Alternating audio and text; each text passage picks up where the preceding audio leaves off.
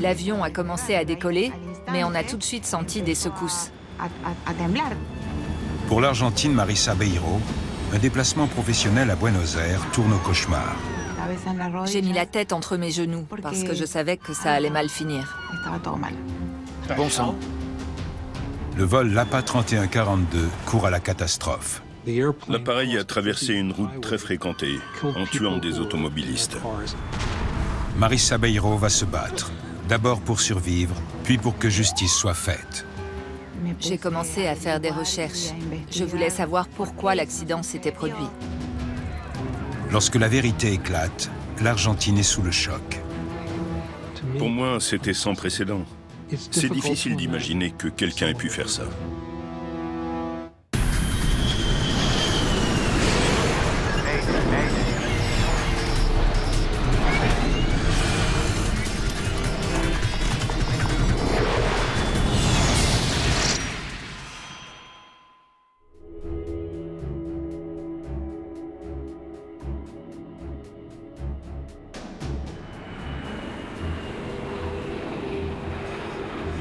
Il est 20h à l'aéroport Jorge Newbery de Buenos Aires, la capitale argentine. Vent 0, 20 degrés, 5-9. Altimètre 30, décimale 10. Un appareil de la compagnie argentine LAPA s'apprête à décoller. C'est un Boeing 737, l'un des avions de ligne les plus vendus au monde. On y est. Marisa Beiro, commerciale en cosmétiques, vit à Cordoba. Je voyageais avec 8 collègues. Et parmi elles, il y avait ma belle-sœur, qui était aussi ma meilleure amie.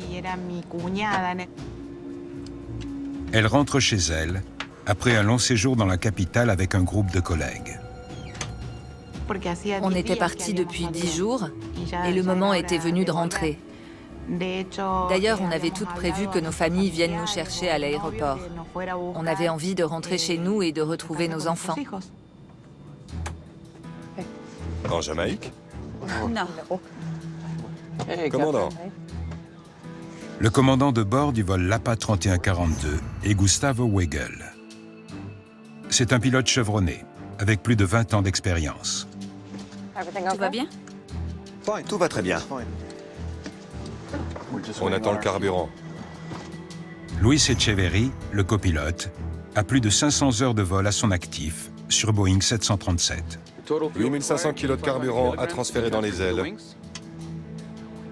Le vol de ce soir sera rapide, puisque Cordoba se trouve à environ 650 km à l'ouest de Buenos Aires. Le temps de vol prévu est d'un peu plus d'1 heure. En plus des 2 pilotes, il y a 3 hôtesses à bord, ainsi que 95 passagers. Une chose que j'ai remarquée ce jour-là, c'est qu'il n'y avait pas les consignes de sécurité dans le dossier du siège de devant. Parce que je regarde toujours les consignes de sécurité quand je monte à bord d'un avion. Toujours. En 1999, le transport aérien est en plein boom en Argentine. Suite à la dérégulation du secteur quelques années plus tôt, des compagnies low cost comme LAPA ont connu une croissance très rapide. 135, virage à droite. Cap 060, descendez à 5000 pieds. Et maintenez position. Allez, allez. On peut considérer l'APA comme une compagnie low cost ayant gagné des parts de marché considérables dans un pays de très grande taille qui avait besoin de transport aérien. Austral 236, autorisé décollage. Roulez vers la piste. En Argentine, l'aviation commerciale est supervisée par l'armée. L'armée de l'air gère à la fois l'aviation civile et l'aviation militaire. Checklist avant mise en route. Checklist avant mise en route. Le copilote effectue les dernières procédures avant décollage. Préparation du cockpit. Effectuée. Et les hôtesses préparent la cabine pour le décollage. On avait acheté quelques magazines pour le vol. Certaines de mes collègues prenaient l'avion pour la première fois et je leur ai donné des chewing-gums pour les aider à supporter le changement de pression. On feuilletait les magazines, on était très détendus. Prêt au roulage. 31-42. 31-42, prêt au roulage. Charlie 5 vers piste 1-3. Charlie 5 vers 1-3. L'aéroport Rorge Newberry n'a qu'une seule piste et les départs ont pris un peu de retard. Bonsoir, mesdames et messieurs. Notre personnel de cabine est à votre service. Monsieur Etcheverry, le copilote et moi-même, vous souhaitons un agréable vol. Venez dîner à la maison. Super. On amène quoi? Amenez un dessert. Les membres d'équipage semblaient avoir des relations très proches. On avait l'impression qu'ils se connaissaient depuis longtemps et qu'ils n'étaient pas seulement des collègues, mais aussi des amis. J'étais assise près de la cabine de pilotage et j'ai remarqué que la porte était entrouverte. D'habitude, la porte est toujours fermée, mais là, ce n'était pas le cas. On va décoller, tu devrais retourner en cabine. Ok, les gars. C'était un plaisir. À tout à l'heure. Dépêche-toi.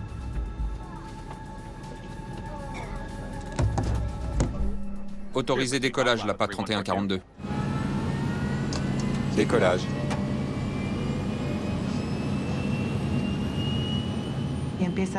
L'avion a commencé à rouler, à accélérer, et on est arrivé à ce moment où on sent qu'il prend la vitesse nécessaire pour décoller.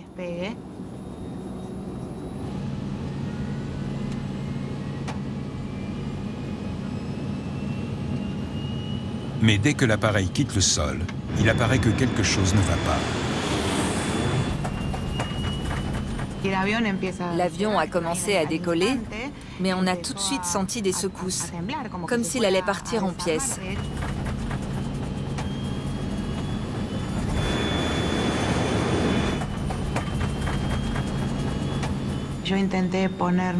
J'ai mis la tête entre mes genoux, parce que je savais que ça allait mal finir.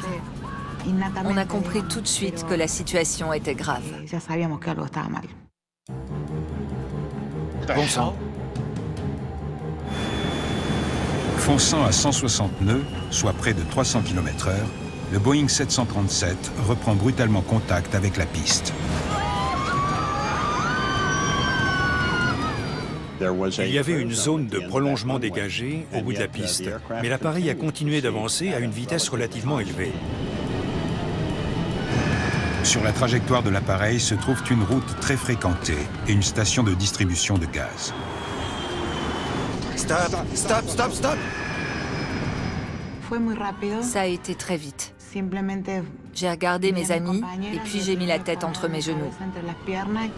Non, non, non, non, non, non, non! L'appareil a traversé une route très fréquentée, sans avertissement, en tuant des automobilistes.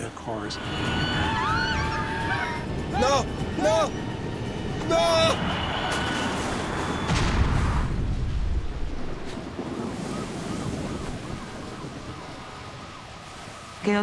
Je me suis retrouvée dans le noir, l'obscurité totale. Et c'était comme si tous les gens autour de moi avaient disparu.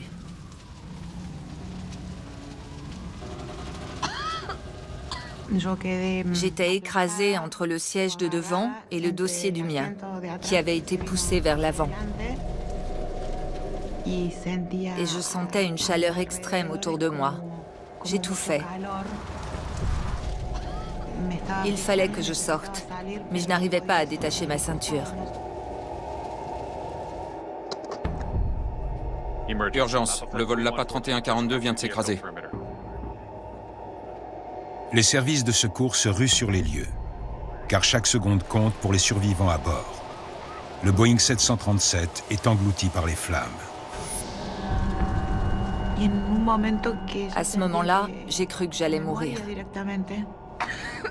Et puis, il s'est passé quelque chose que je n'arrive toujours pas à expliquer. Peut-être que c'était un ange ou Dieu, je ne sais pas.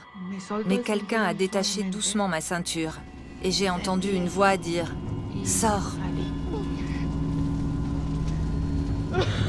Luttant pour sortir de l'appareil, Marie s'avoue qu'aucune de ses amies n'a survécu. Elles étaient toutes déjà mortes. Elles sont mortes sur le coup.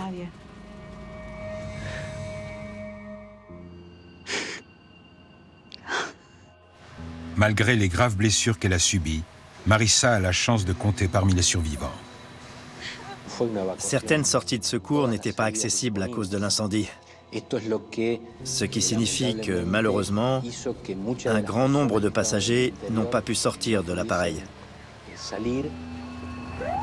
L'avion était entouré de flammes. Les passagers appelaient au secours. Avec de l'aide, j'ai pu en faire sortir 4. Mais j'ai vu des corps en flammes. C'était horrible. Parmi les victimes, on compte 60 passagers, 3 membres d'équipage et 2 automobilistes. C'est une catastrophe d'une ampleur sans précédent en Argentine. C'était un accident de grande envergure impliquant des voitures et une station de distribution de gaz naturel. Et il y a eu un gros incendie qui a duré longtemps. Donc, c'était une catastrophe aérienne majeure.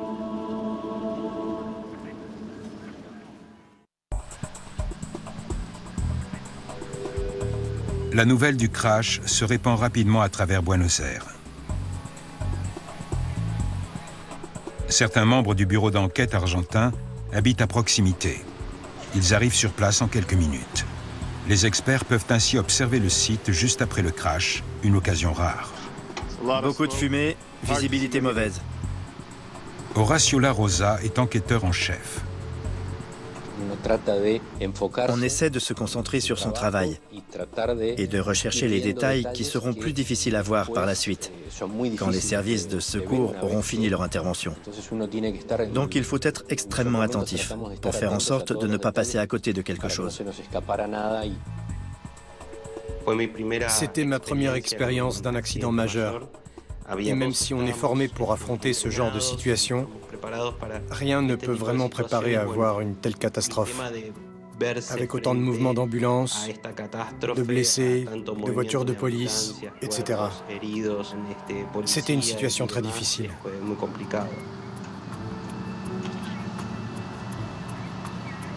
Les 2 pilotes sont morts. D'accord. Merci. Le commandant de bord et le copilote ayant tous les deux trouvé la mort, les débris calcinés constituent le seul espoir de comprendre la cause de l'accident. La première chose à faire, c'est une inspection visuelle du site. Il faut étudier tous les éléments et essayer de se mettre en situation, ce qui est très difficile quand les dégâts sont aussi importants.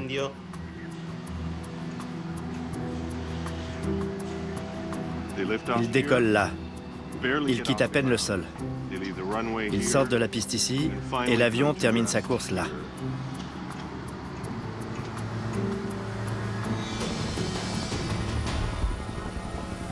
Le Boeing 737 étant un appareil américain, le NTSB, le Conseil national de la sécurité des transports aux États-Unis, envoie une équipe sur place. On est là pour vous aider. J'étais accrédité par le gouvernement américain pour participer à l'enquête officielle. Rodrigo. Enchanté. C'est une affaire qui a fait grand bruit en Argentine. Et il y avait une forte pression sur l'équipe d'enquête pour apporter rapidement des réponses claires. Dans le cas d'un accident au décollage, il y a de nombreux facteurs à prendre en compte, notamment tout ce qui concerne les moteurs. Est-ce qu'ils produisaient la puissance nécessaire? Quand on observe les moteurs après un accident, il y a certains signes qui indiquent très clairement s'ils tournaient ou s'ils ne tournaient pas. Regardez là et là. On dirait que les aubes tournaient. Le type de dégâts subis par les aubes de rotor indique que les réacteurs fonctionnaient normalement au moment du crash. Il n'y a donc pas eu de panne moteur. Regardez ça. Cependant, les enquêteurs remarquent autre chose au niveau des moteurs. Quelque chose de troublant. Un des inverseurs de poussée est déployé. Je me souviens très bien que le capot de cet inverseur de poussée semblait ouvert. Les inverseurs de poussée ne doivent être déployés qu'au moment d'atterrir. Ils permettent de freiner l'appareil en redirigeant les gaz d'échappement. Il y a des capots qui s'abaissent vers le flux des fumées d'échappement. D'une certaine façon, c'est comme une marche arrière qui permet de ralentir l'appareil en mouvement. Le déploiement d'un inverseur au décollage pourrait causer un déséquilibre de poussée fatal. Il était très important de déterminer comment ces inverseurs de poussée avaient pu se retrouver dans cette position. Regardez. Les volets ne sont pas sortis. En examinant les ailes de l'appareil, les enquêteurs font rapidement une autre découverte importante. J'ai pu voir, avec quelques-uns de mes collègues, que les volets de l'appareil n'avaient apparemment pas été déployés. Dégagez-moi ce bout d'aile. Au moment du décollage, les pilotes de Boeing 737 doivent toujours déployer les volets. Ceux-ci permettent d'agrandir la surface des ailes et donc d'augmenter la portance. Sans cela, un Boeing 737 à pleine charge ne peut pas quitter le sol. Les enquêteurs doivent donc établir pourquoi les volets se trouvent dans cette position. Se sont-ils rétractés au moment du crash? Ou bien n'ont-ils pas été déployés du tout? Quand on voit une anomalie comme celle-là, la position des volets, on commence à se poser des questions. Qu'est-ce qui a pu se passer? Est-ce que quelqu'un a rentré les volets? Ou bien, est-ce que ça peut s'expliquer par un dysfonctionnement électronique ou hydraulique? Il faut étudier tout le système. En conséquence, il fallait rassembler le maximum de données pour essayer de comprendre ce qui s'était passé et pouvoir le prouver. Les capots d'inverseurs de poussée nécessitent une étude approfondie, de même que les volets. Mais les enquêteurs doivent d'abord se concentrer sur la recherche des boîtes noires. Les boîtes noires jouent un rôle crucial dans une enquête sur un accident aérien. Ce sont souvent les preuves décisives dans une enquête. Les enregistreurs de bord sont rapidement retrouvés. Mais il y a un problème. Comme les inverseurs de poussée, les deux boîtes noires sont gravement endommagées et l'Argentine ne dispose pas d'un laboratoire capable de les analyser. Il faut envoyer les boîtes noires à Washington, à plus de 8000 km au nord, ce qui fera perdre un temps précieux à l'enquête. Il y avait beaucoup de pression pour récupérer rapidement les informations de l'enregistreur de conversation et de l'enregistreur de bord.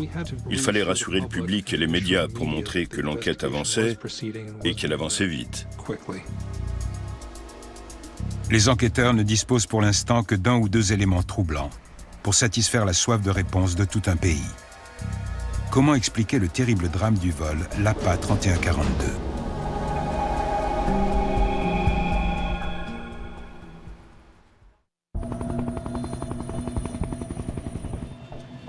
L'épave du Boeing se trouve dans un quartier fréquenté de la capitale argentine. Je ne veux rien laisser ici. On emmène tout. Parmi les milliers de débris, la moindre pièce pourrait fournir un indice important. On a pu emporter les débris dans un hangar, aménagé spécialement. Là, on avait la possibilité d'étaler tous les mécanismes, de prendre des photos détaillées de l'épave et aussi de relever les mesures des instruments restants. Le témoignage du contrôleur aérien est également recueilli. Les enquêteurs veulent le maximum d'informations sur la tentative de décollage. Est-ce qu'il y avait quelque chose d'anormal? On avait du retard, il y avait beaucoup de trafic. Voilà la liste des appareils qui ont décollé. Il apparaît que le vol 3142 n'a pas décollé à l'heure prévue. Par ailleurs, le contrôleur aérien signale que les contacts radio étaient inhabituels. Autorisé décollage, l'APA 3142. Décollage. Le copilote ne répétait pas toujours les instructions comme le veut la règle, et il ne donnait pas son indicatif d'appel. Si quelque chose vous revient, appelez-moi. Très bien.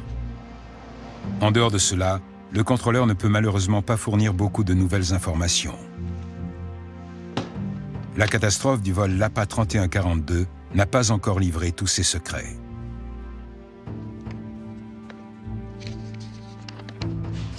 Qu'est-ce que ça fait là, ça? Aucune idée.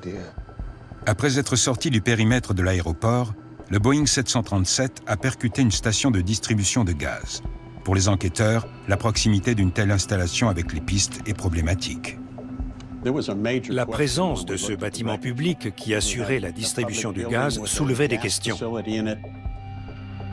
La proximité de l'installation industrielle mène les enquêteurs à examiner les autres facteurs de risque de l'aéroport. Nous avons étudié la longueur de la piste d'atterrissage. 2100 mètres. La piste était-elle suffisamment longue pour qu'un Boeing 737 à pleine charge puisse décoller en toute sécurité?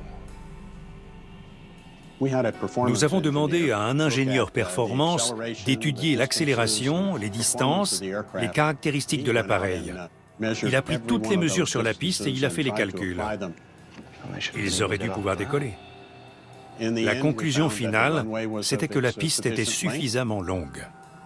Les enquêteurs ne trouvent aucun indice suggérant que la piste avait contribué à causer l'accident. Même si c'est un aéroport urbain, avec tout ce que cela implique, les infrastructures étaient insatisfaisantes.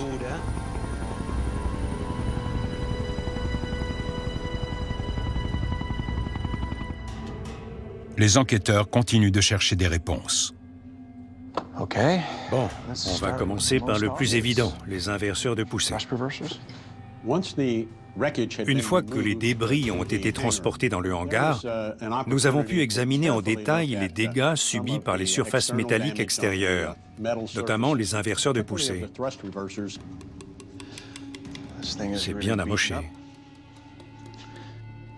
Les enquêteurs constatent des dégâts sur l'inverseur de poussée qui ne semblent pas dus à l'impact avec le sol.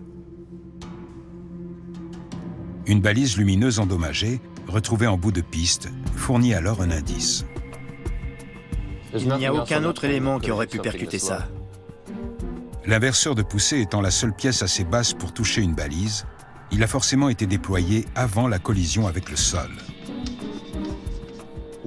Donc nous savions qu'un capot d'inverseur de poussée avait percuté une balise lumineuse en bout de piste, ce qui confirmait clairement qu'un inverseur de poussée avait bien été déployé. L'inverseur de poussée fournit donc une explication possible pour le crash. L'autre étant les volets, qui ne semblaient pas avoir été sortis. Les volets jouent un rôle extrêmement important parce qu'ils permettent de décoller et d'atterrir à une vitesse moins élevée. Les pilotes du vol 3142 avaient-ils bien sorti les volets pour décoller? Afin de répondre à cette question cruciale, les enquêteurs examinent en détail tout le mécanisme, tous les câbles et pignons, jusqu'à la moindre vis. Le vérin a l'air OK. La pièce permettant d'actionner les volets s'appelle un vérin à vis. Le mécanisme fonctionne de façon similaire à un cri de voiture. La vis tourne en entraînant un écrou dont le déplacement permet de déployer ou de rentrer les volets.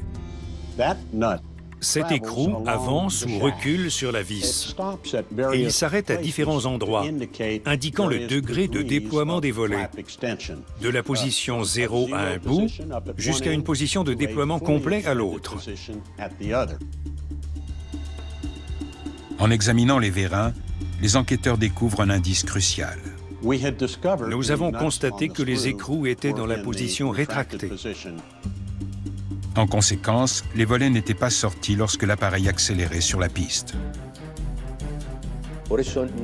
Il est impossible que la vis ait bougé pendant l'accident, parce que l'écrou et le filetage sont très solides. Donc l'écrou ne peut pas se déplacer accidentellement. Nous avons retrouvé 6 des 8 écrous et ils étaient tous dans la même position. Dans le cockpit, le levier des volets confirme cette conclusion. Il est abîmé, mais il est clairement dans la position volet rentré. Le levier avait laissé une marque dans la position volet rentré.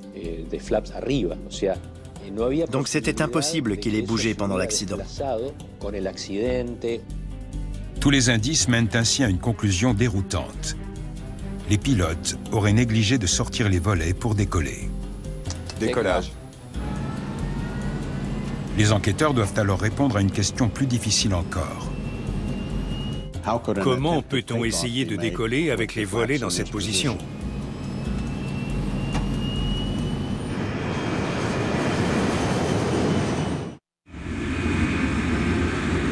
Le cockpit du Boeing 737 est équipé de systèmes de sécurité, justement conçus pour empêcher les pilotes de tenter un décollage sans volet. En approche de la piste 1-3, l'APA 3142. Les enquêteurs s'interrogent.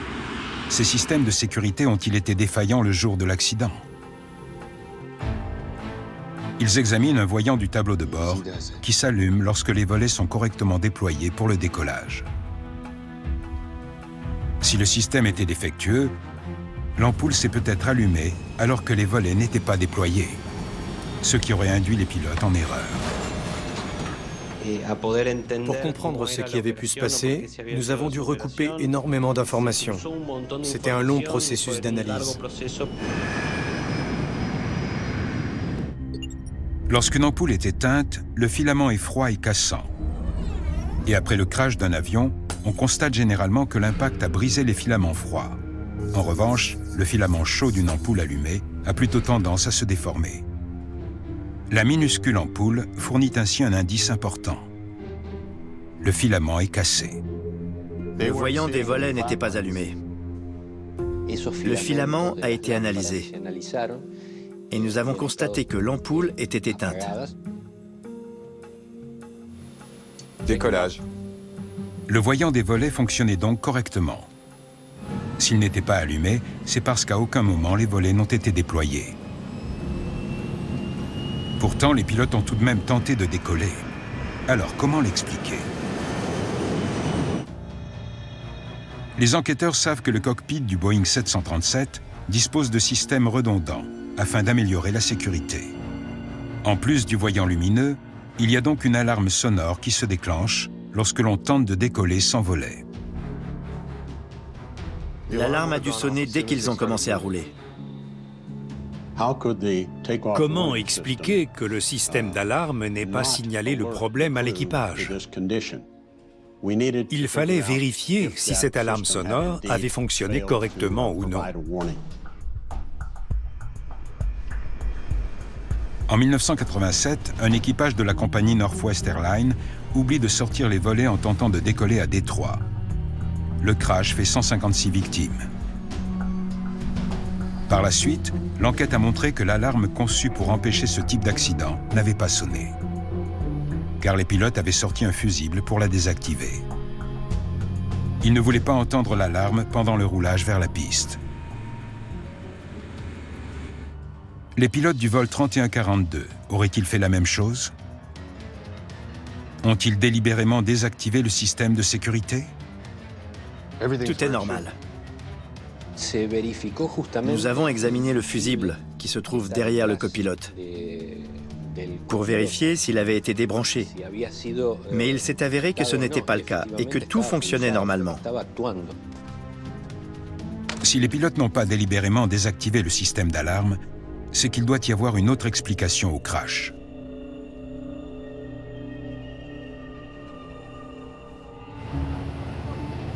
Pendant ce temps, la colère continue à monter à travers l'Argentine. L'opinion publique exige des réponses. C'était une catastrophe majeure en Argentine, telle que le pays n'en avait jamais connue.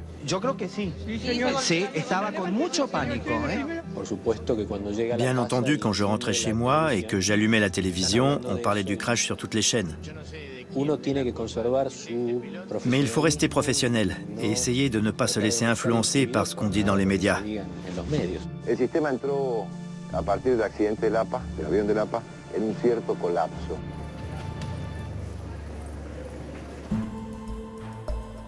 Affichez les données sur l'écran. Les données des boîtes noires, indices déterminants, arrivent enfin de Washington. Les enquêteurs espèrent qu'elles leur permettront de savoir exactement ce qui s'est passé à bord du vol 3142 au moment du décollage. Bien. Voyons la position des volets et la performance moteur. L'enregistreur de données de vol avait conservé 10 paramètres sur les 11 prévus. C'est bien ce qu'on pensait. Pas de volet. Les données confirment les premières constatations de l'enquête. C'était l'un des paramètres les plus importants, les volets. Ils sont restés en position 0 sur toute la piste, sans aucune modification. Pas de problème moteur. Quand nous avons regardé le rapport de pression des moteurs, cela a confirmé l'idée qu'il s'agissait bien d'une tentative de décollage normale. L'enregistreur de données de vol n'indique pas si les inverseurs de poussée ont été déployés. Mais les données moteurs constituent un indice important. Les inverseurs ont dû être déployés là. Au moment où les inverseurs sont déployés, les pilotes augmentent également la poussée afin d'obtenir un freinage plus puissant. Les données de la boîte noire laissent supposer qu'au dernier moment, les pilotes ont déployé les inverseurs et augmenté la poussée dans une tentative désespérée d'éviter la catastrophe. Le rapport de pression des moteurs a augmenté, puis baissé, très clairement. Et puis, il a augmenté à nouveau, certainement lorsque les inverseurs ont été actionnés. On revient à l'affichage global.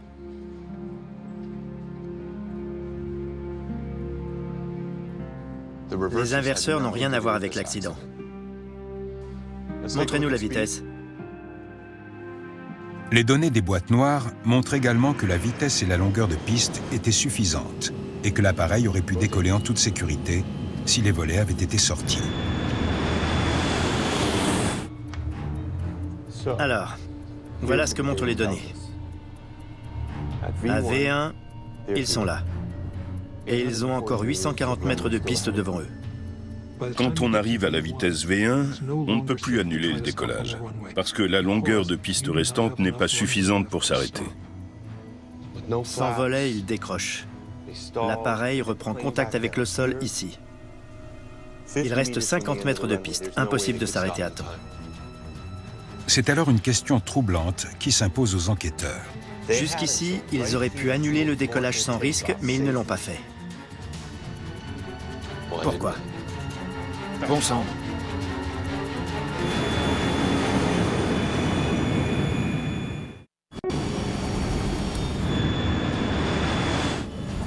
Comment un équipage expérimenté a-t-il pu tenter de décoller sans volet? Cette énigme semble être au cœur de l'enquête. Non, non, non, non, non, non! On se demande comment cela a pu arriver. Qu'est-ce qui s'est passé dans ce cockpit, dans cet avion et dans cette organisation qui fait que cet équipage a négligé une étape indispensable pour voler? Les enquêteurs se tournent vers l'enregistreur phonique. C'était la seule possibilité que nous avions. Tout va bien? Tout va très bien. Ils commencent par écouter ce qui s'est passé juste avant le décollage. On attend le carburant. Et à part lui, il y a un autre type qui t'intéresse? Oui, mais tu le connais pas. Je l'ai pas vu depuis un moment. Les enquêteurs sont stupéfaits en découvrant ces échanges. Ça devient compliqué entre nous. Tu me brises le cœur. Le manque de professionnalisme de l'équipage est flagrant. Ils devraient être en train de suivre les checklists. La règle, c'est ce que l'on appelle le cockpit stérile. Entre le démarrage des moteurs et le moment où on arrive à 10 000 pieds, on doit parler uniquement des procédures opérationnelles. On n'évoque pas ses problèmes personnels, on ne parle pas d'autre chose, pour éviter toute distraction. Venez dîner à la maison. Super, on amène quoi? Amenez un dessert. Checklist avant mise en route. Checklist avant mise en route. Ils parlent de se retrouver pour dîner, ils parlent de leur vie amoureuse. Et tout ça au milieu de la checklist. Tu sais que tu peux compter sur moi. Je suis pas comme toi. N'importe quoi. Tu dis ça quand ça t'arrange. Préparation du cockpit. Effectué. La checklist est interrompue et n'est pas suivie correctement. Le dîner, son petit copain, les préparations du cockpit. Les procédures normales ne sont pas respectées et aucun des deux ne réagit. Il y a les volets dans cette checklist? Il ne les mentionne même pas? Frein de parc. Mais Papier. on n'a pas de papier. Je ne sais même pas quelle checklist ils suivent. Anti-givrage. Off. Manette. Ralenti. Prêt au roulage 31-42. 31-42, prêt au roulage. Charlie 5 vers piste 1-3.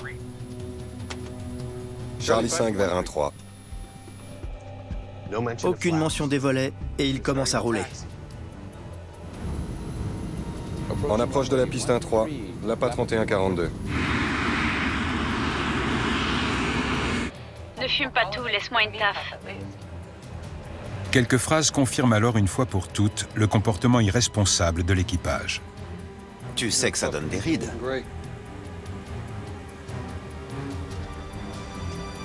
Merci. Il fume dans le cockpit. Ils se passaient une cigarette qu'ils ont partagée à 3. Or, il est strictement interdit de fumer dans le cockpit. On va décoller. Tu devrais retourner en cabine. Ok, les gars. La raison pour laquelle les pilotes n'ont pas sorti les volets apparaît désormais clairement. Dépêche-toi. C'est un mélange fatal de distraction et de négligence. Autorisé décollage, l'APA 31-42. Reste à savoir si les pilotes ont entendu une alarme signalant un grave problème au moment de l'accélération. Décollage. Il était très important de vérifier si on entendait le son d'une alarme sur l'enregistrement.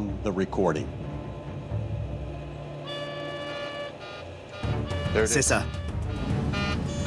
Le son de l'alarme était fort.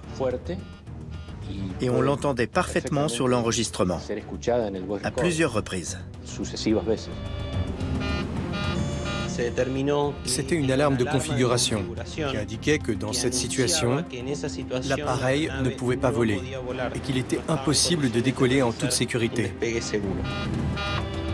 C'est quoi ça? C'est à gauche? Incroyablement, les pilotes ne semblent guère s'inquiéter de l'alarme.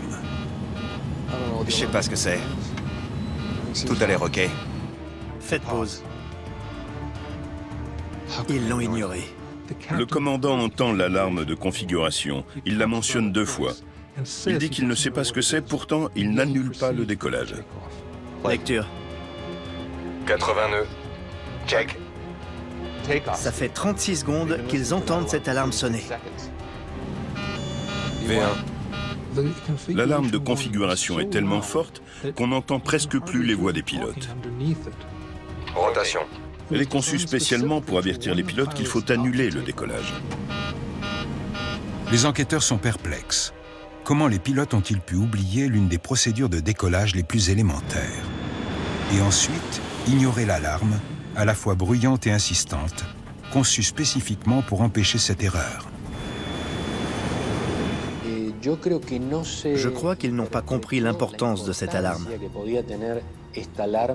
Elle signalait pourtant quelque chose de critique pour le décollage. La négligence des 2 pilotes a coûté la vie à 65 personnes.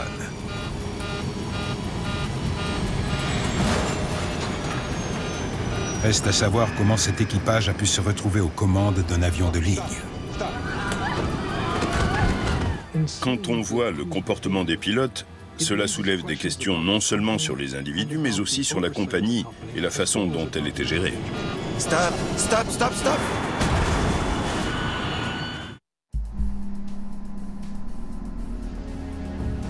Quel genre de pilote c'était? Cela fait partie de la procédure standard dans une enquête, d'étudier les dossiers de formation des pilotes. Les enquêteurs constatent que le commandant Weigel avait plus de 20 ans d'expérience. Son dossier ne mentionne aucun accident sérieux. Néanmoins, plusieurs éléments montrent qu'il était sur une pente glissante depuis assez longtemps. Pas vraiment un dossier sans tâche. En ce qui concerne le commandant, des défauts avaient été signalés à plusieurs reprises et sur différents appareils. Il était noté qu'il réagissait lentement aux situations d'urgence ou aux situations critiques. Manque de coordination dans le cockpit, mauvaise connaissance des procédures.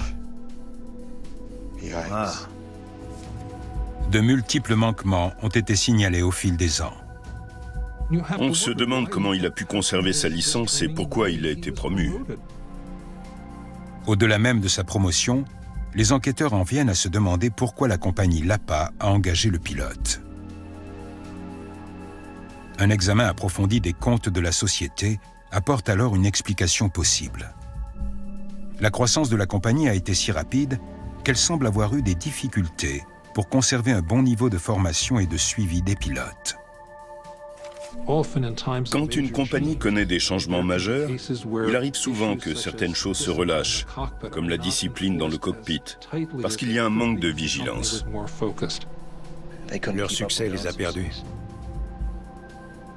C'est toujours un facteur de risque.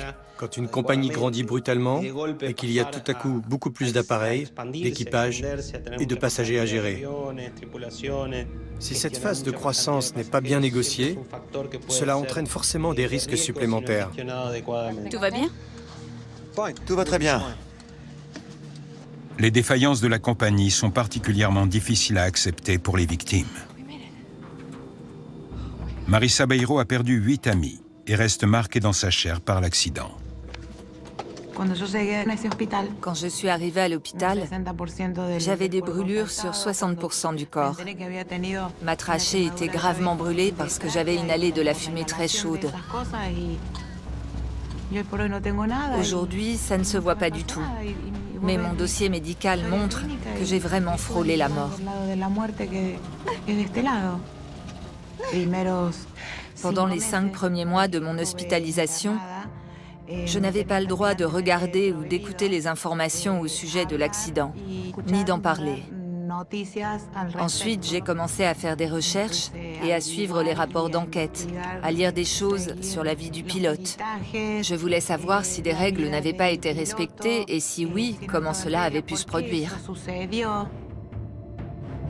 Lorsqu'elle apprend enfin la cause de toutes ces souffrances, Marissa est horrifiée.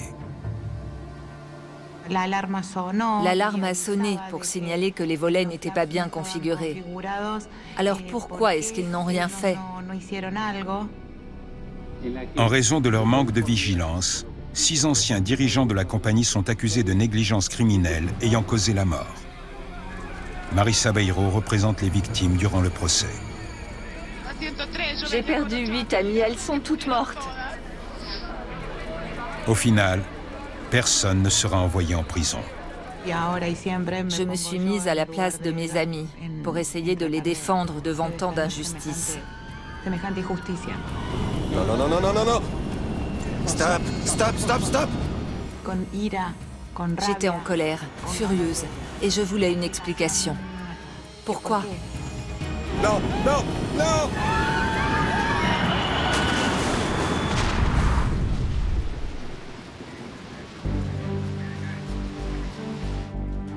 Dans leur rapport final, les enquêteurs insistent sur la nécessité pour les équipages de toujours respecter le principe du cockpit stérile.